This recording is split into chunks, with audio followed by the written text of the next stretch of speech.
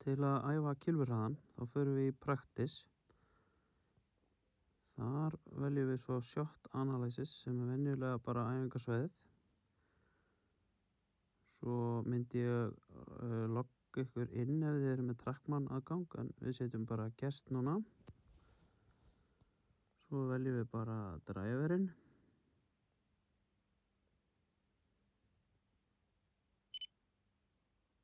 Það er mismunandi hvað er opið hér, en yfirleitt er þetta kannski bara svona opið svæði til að slá á.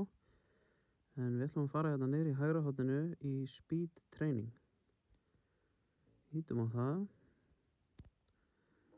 og þá opnast þá býður hermurinn upp á að við sveiflum kylfu án þess að vera að slá í kúlu og hermurinn mælir kylfuhraðann.